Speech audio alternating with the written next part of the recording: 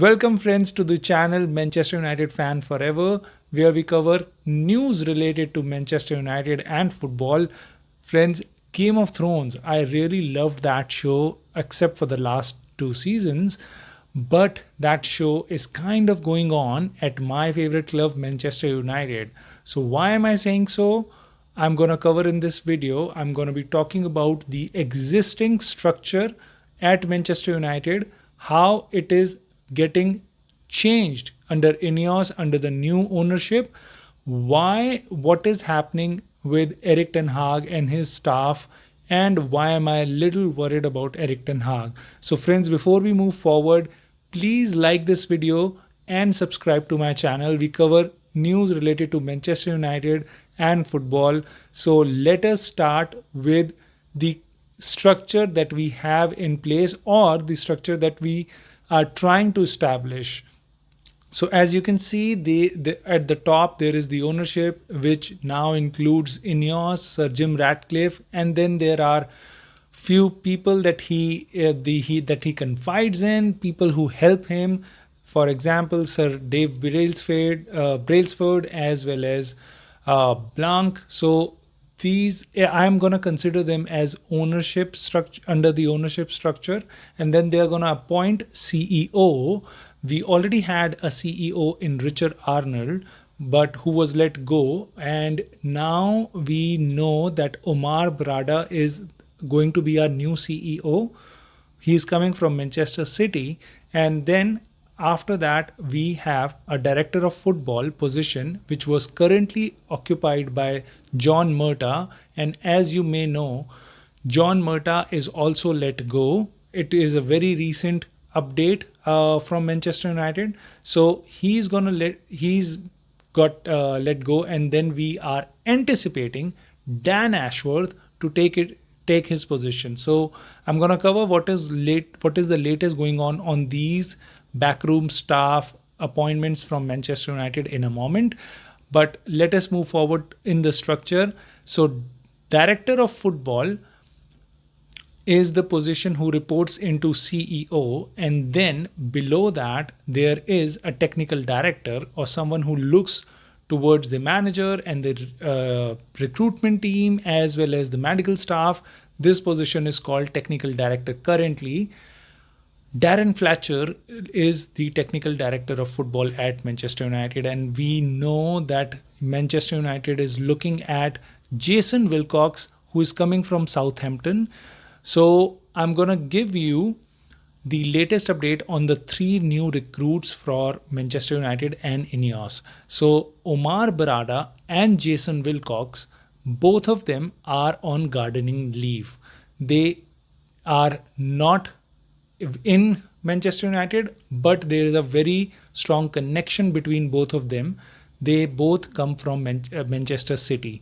So these two are going to join. It is expected that Omar Barada is going to join us in summer, as well as Jason Wilcox will join us soon, as there are negotiations going on with Southampton.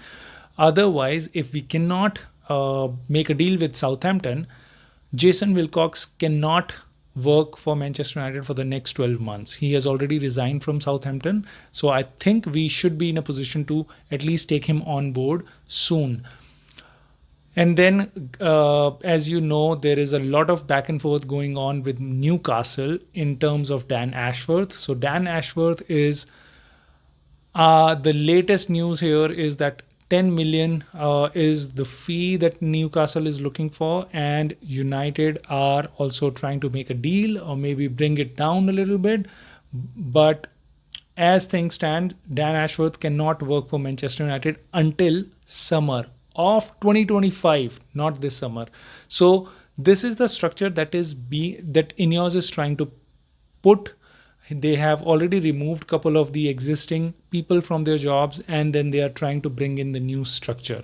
Now I'm going to move on to Erik Ten Hag and his and his coaching staff. So as you know, Erik Ten Hag is the manager of Manchester United, as well as he has his staff.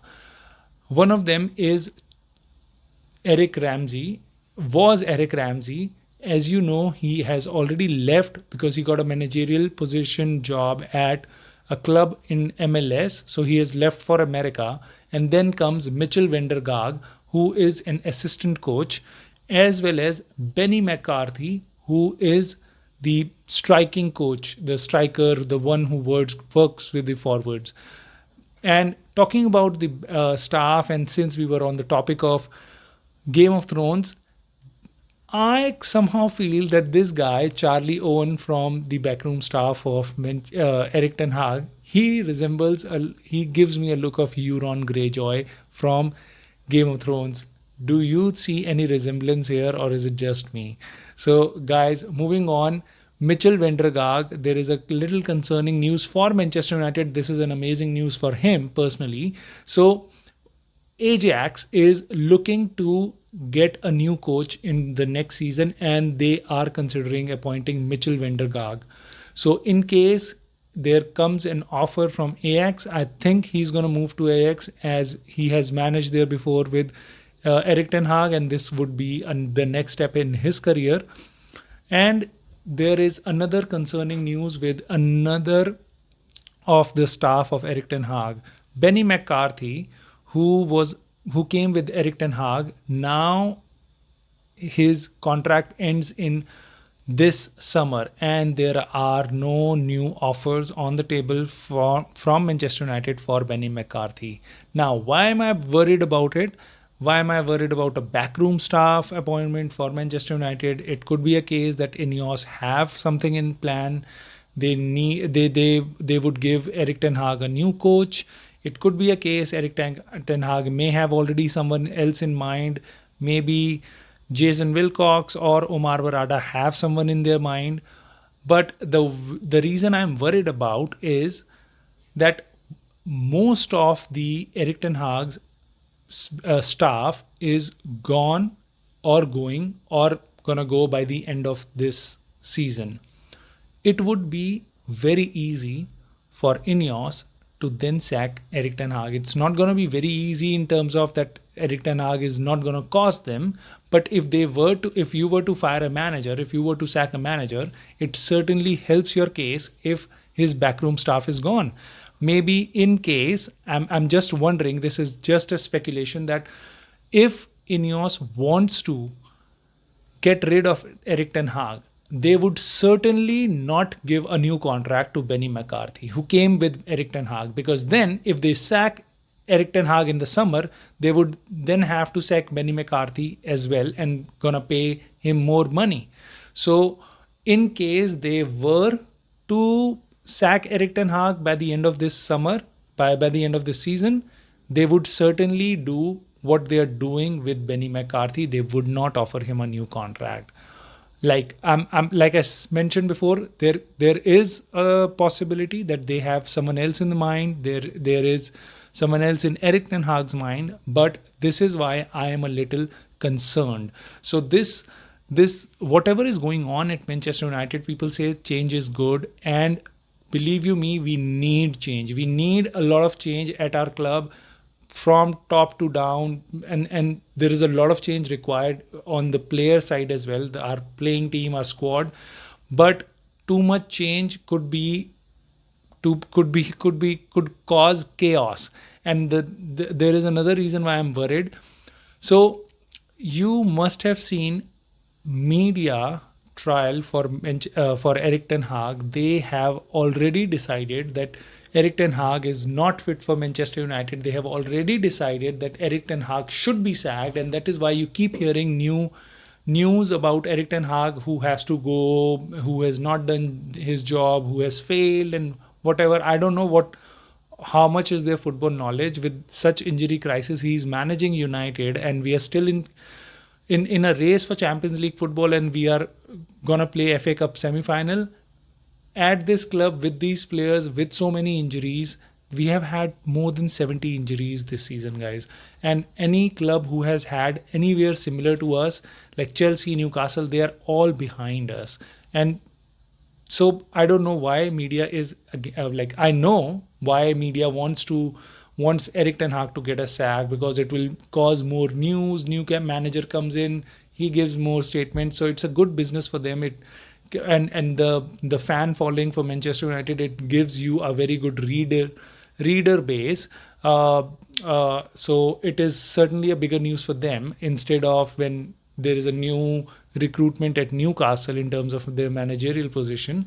But Manchester United new recruit would give them a lot of business. So maybe that is the agenda that news outlets have against Erik Ten Hag. But I would say that Erik Ten Hag would not, even if he stays, he would not get any help from the restructuring that Ineos is doing in this summer. He was not helped in the previous winter transfer window. We made no signings. He is, and the new people who are going to come, we don't know when Dan Ashworth would be here, but Omar Barada and Jason Wilcox, they, even if they come tomorrow, they can't make all the changes that they require to make it a blockbuster summer transfer window. So probably we are going to see this effect, whatever Ineos is trying to accomplish, we are going to see this effect in the next 1, 2 to 3 years. When we'll have a pipeline of young talent recruitment from different parts of the world, and we are not going to be, hopefully we will be very good in negotiations for the proven talent across Europe.